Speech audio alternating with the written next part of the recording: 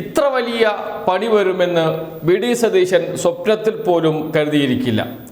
V D സതീശന് മാത്രമല്ല, കോൺഗ്രസ് നേതാക്കൾക്ക് മുഴുവൻ, കെ സി വേണുഗോപാൽ മുതൽ താഴോട്ടുള്ള എല്ലാ കോൺഗ്രസ് നേതാക്കൾക്കും വമ്പൻ പണി കൊടുത്തിരിക്കുകയാണ് ജമാഅത്തെ ഇസ്ലാമി.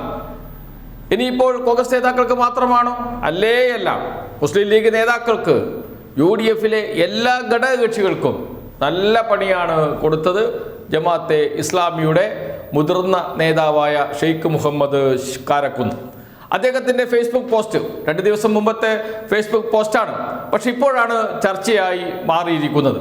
അദ്ദേഹം അസന്നിഗ്ധമായി പറഞ്ഞു, ജമാഅത്തെ ഇസ്ലാമി മതരാഷ്ട്രവാദം ഉപേക്ഷിച്ചിട്ടില്ല എന്ന്. ജമാഅത്തെ ഇസ്ലാമിയുടെ ആത്മീയ ആചാര്യനാണ് ഷെയ്ഖ് മുഹമ്മദ് കാരക്കുന്ന്, ഏറ്റവും മുതിർന്ന നേതാവാണ്. അദ്ദേഹം നിലപാട് കൃത്യമായും പറഞ്ഞു. എന്താണ് വി ഡി സതീശൻ പറഞ്ഞത്? ജമാഅത്തെ ഇസ്ലാമി മതരാഷ്ട്രവാദം ഉപേക്ഷിച്ചിരിക്കുന്നു, ഇപ്പോൾ അവരതൊന്നും പറയുന്നില്ല, അതുകൊണ്ട് അവരെ ഞങ്ങളോടൊപ്പം കൂട്ടണം. അത് തന്നെയാണ് നിലപാട്. അത് എൻ്റെ നിലപാട് മാത്രമല്ല, കോൺഗ്രസിൻ്റെ നിലപാടാണ്, UDFിൻ്റെ നിലപാടാണ് എന്നുകൂടി പറഞ്ഞു വെച്ചു വി ഡി സതീശൻ. അപ്പോഴാണ് ഷെയ്ഖ് മുഹമ്മദ് കാരക്കുന്നിൻ്റെ ഫേസ്ബുക്ക് പോസ്റ്റ് വരുന്നത്. ജനുവരി 17 ഇട്ട പോസ്റ്റ്, പഴയതല്ല. നേരത്തെ അദ്ദേഹം പറഞ്ഞ കാര്യങ്ങളൊക്കെ, അതിൻ്റെ വീഡിയോ ഒക്കെ പ്രചരിക്കുന്നുണ്ട്. അതൊക്കെ വളരെ മുമ്പ് പറഞ്ഞതല്ലേ, ഇപ്പോൾ അങ്ങനെ പറയുന്നില്ലല്ലോ എന്ന മറുവാദം കൊണ്ടാണ് ആ പ്രചാരണത്തെ UDF നേതാക്കൾ നേരിട്ടത്, കോൺഗ്രസ് നേതാക്കൾ നേരിട്ടത്. എന്നാൽ ഇതാ ജനുവരി 17 2026 ജനുവരി 17 18-19 എന്ന് വെച്ചാൽ വൈകുന്നേരം 6:19 പോസ്റ്റ്. ആ പോസ്റ്റ് പറയുന്നത് ഇങ്ങനെയാണ്: ഇസ്ലാമിക് റിപ്പബ്ലിക്കിനെ സത്യവിശ്വാസികൾ തള്ളിപ്പറയുമോ?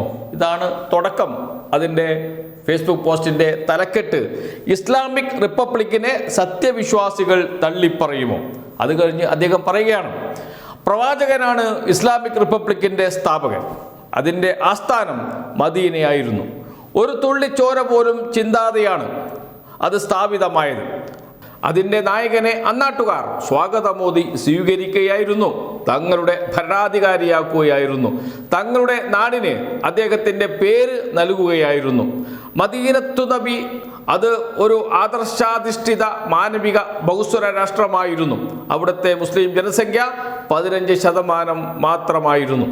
ചരിത്രത്തിലെ എക്കാലത്തെയും സമാനതകളില്ലാത്ത ആ റിപ്പബ്ലിക്കിൻ്റെ ഭരണാധികാരി ഉമറുൽ ഫറൂഖിൻ്റെ കാലത്ത് മുസ്ലിം ജനസംഖ്യ 4%-ൽ താഴെയായിരുന്നു. ഇസ്ലാമിക് റിപ്പബ്ലിക്കിനെ വിമർശിക്കുന്നവർ അതിനെ പഠന വിധേയമാക്കണമെന്ന് വിനയപൂർവ്വം അഭ്യർത്ഥിക്കുന്നു. മുത്തുനബിയെ ഇത്തിരിയെങ്കിലും സ്നേഹിക്കുന്ന ഒരു സത്യവിശ്വാസിക്കും അതിനെ തള്ളിപ്പറയാനാവില്ല.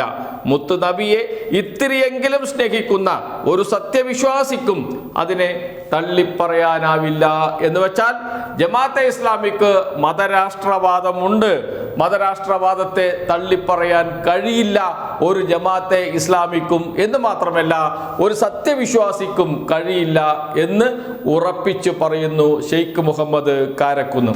എന്ന് വെച്ചാൽ കഴിഞ്ഞ ദിവസങ്ങളിൽ കോൺഗ്രസ് നേതാക്കൾ പറഞ്ഞത് പ്രതിപക്ഷ നേതാവ് വി ഡി സതീശൻ ആവർത്തിച്ച് പറഞ്ഞുകൊണ്ടിരിക്കുന്നത്, കഴിഞ്ഞ ദിവസവും പറഞ്ഞു മാധ്യമപ്രവർത്തകരുടെ ചോദ്യത്തിന് പ്രതികരിച്ചുകൊണ്ട് അദ്ദേഹം പറഞ്ഞു, അതൊക്കെ കഴിഞ്ഞതല്ലേ, കഴിഞ്ഞ കാര്യമല്ലേ, എത്ര പ്രാവശ്യമായി അതൊക്കെ പറയുന്നു എന്നാണ് അദ്ദേഹം പറയുന്നത്. മതരാഷ്ട്രവാദം ഉപേക്ഷിച്ചു ജമാഅത്തെ ഇസ്ലാമി, അവരത് ഇപ്പോൾ പറയുന്നില്ല എന്ന് നേരത്തെ പറഞ്ഞു വി ഡി സതീശൻ. അത് തന്നെ അദ്ദേഹം ആവർത്തിക്കുന്നു, അതിൽ ഉറച്ചു നിൽക്കുന്നു, ആ വാക്കിനെ ഇതുവരെ തള്ളിപ്പറഞ്ഞിട്ടില്ല. അത് ഏറ്റുപിടിച്ചുകൊണ്ട് കോൺഗ്രസ് നേതാക്കൾ എല്ലാവരും പറയുന്നു, മുസ്ലിം ലീഗ് നേതാക്കൾ പറയുന്നു, എല്ലാവരും പറയുന്നു മുസ്ലിം ലീഗും ജമാഅത്തെ ഇസ്ലാമിയും ഒരിക്കലും ചേരില്ല.